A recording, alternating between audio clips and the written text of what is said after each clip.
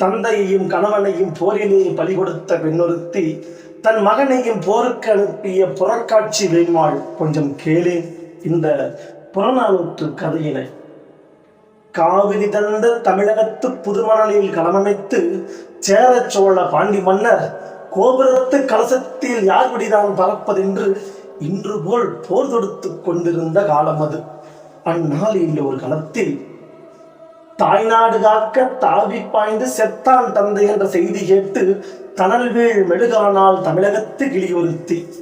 அனல் போலும் கண்ணுடனே அயலூர் சென்றிருந்த அவள் கணவனும் வந்துட்டான். புனல் போக்கும் வெளியாலே அவள் போர் செய்தி தந்திட்டாள். தந்தை களம்பட்ட செய்திக்கோ தவித்தாய் என்றான். இல்லை என்பா, முல்லை சூழின் நாட்டு படையில் ஒரு வீரர் உறைந்திட்டால் நல்ல உடையில் ஒரு கிளிசல் வந்தது போலன்றோ. இனி தலையின்றி நுழைவரே பகைவர் என எண்ணினேன். அடைபட்ட கண்ணீர் அணை உடைத்தது அத்தான் என்றான். அவன் புகைவிட்டு கிளம்பும் ஒரு புலியென, புகைவிட்டு குமுறும் எரிமலையென பகைவெட்டி சாய்க்கும் வாள் எடுத்தான், சூளுரைத்தான், சுடர்முகம் தூக்கினான். சுக்கு 100 தான் சூழ்ந்து வரும் பகை என்றான். நாடு மீட்காமல் வீடு திரும்பேன் என்றான். நங்கையோ நகைமுழக்கம் செய்து கண்ணே நடந்திடுக என்றாள். திரும்பி வருவேனோ இல்லையோ, எதற்கும் இப்போதே ஒரு முத்தம் இந்தா திரும்பு என்றான்.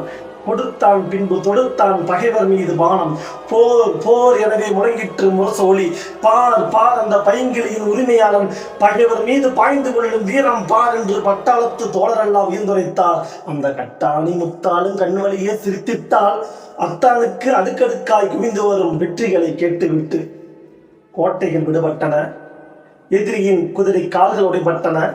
வேளப்படை முறிபட்டது. வேல்கள் பொடிபட்டன. என் கொற்றவன் படைகள் கொட்டும் பேரிகை கோடை இடி என கேட்குது கேட்குது என குதித்திட்டால் புதுப்பெண் அமைத்திட்டால். வீரர்கள் வந்தனர். வெற்றியும் கணவனுக்கே என்றனர். வேந்தனின் தூதுவர் வந்தனர். வாழ்த்துக்கள் வழங்கினர். வீட்டோரத்து தோழிகள் வந்தனர். வெற்றி நீட்டோரை வாசித்து மகிழ்ந்தனர். அந்த அழகி ஆனந்த கண்ணீர் முடிந்தாள். அப்போது ஏந்தான் அந்த மனிதன் வந்தானோ எளவு செய்தி சொல்வதற்கு. என்னருமை பெண்பாவாய் கண்ணல்ல கலங்காதே களச்செய்தி கடைசி செய்தி என்றான். அந்தோ மகாவிலை தோரணம் கட்டி மனவிழா மேலை தண்ணீர் வாழ்விலே ஒன்றானோம் என்று சொன்ன கண்ணாளன் மார்பிலே வேல் தாங்கி நல்ல சாவிலே விழுந்து விட்டான். ஆவிதான் போன பின்னும் உயிர் வாழும் ஆரணங்கு அச்சடித்த தமிழ் பதுமை ஊவி அழுதாள். கொத்தான மலர்ந்த குடும்பம் அதை கொத்தாமல் குத்திவிட்ட கொடுஞ்சாவை பழித்தாள், இழித்துரைத்தாள். இனி என்ன மிச்சம் என்றும் கனி அழுகி போனதென்றும் கதறி அழுதாள். பனிவெல்லும் விழிகாட்டி பனைவெல்லம் மொழியுரைத்து பள்ளியறை கவிபாடும் நாளெல்லாம் மந்தானோ இனி இது தூங்காத கண்டானோ என அழுதாள். அத்தான் பிணம் கெடுக்கும் களமோக்கி தொழுதாள்.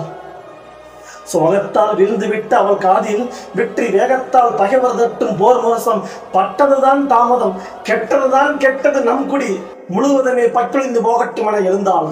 மட்டில்லா புகழ் கொண்ட நாட்டுக்கே அன்றி வீட்டுக்கோ வாழ்வேன் என்றாள். வட்டிலினால் நாளி பார்க்கும் விதங்கண்ட தமிழ்நாட்டு மாதரசி தொட்டிலே தானிட்டு வளர்த்த தூய செல்வன் அட்டியின்றி கல்வி கற்க ஆலமரத்தடி ஆசானிடம் சென்றிருக்கும் நினைவு கொண்டாள். அங்கு சென்றாள். அம்மா என தாவி பாய்ந்தான் அழகு மிகு மணலை மொழி அன்பு தங்கம். அப்பா தாத்தா ஊர் திரும்பினாரோ என்றான். திரும்பி வந்து சாவூர் சென்று விட்டார்.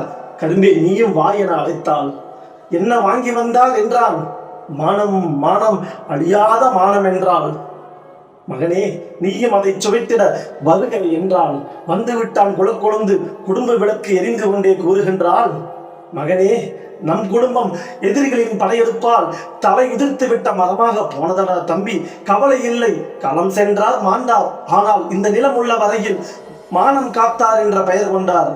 மகனே நீயும் உன் தோளிலே பலமுள்ள வரையில் பகையை சாடு பரணை பாடு, இது உன் தாய் திருநாடு உடனே ஓடு என தாவி அணைத்து தலைமகன் தன்னை சீவி முடித்து சிங்காரித்து ரத்த காவி பிடிந்த வாழ் கொடுத்து சென்று வா மகனே தெருமுனை நோக்கி என்று வாழ்த்தி விட்ட திருவிடத்து காட்சி தன்னை போற்றி பாடாதோர் இவ்வுலகில் உண்டோ திருமகளே.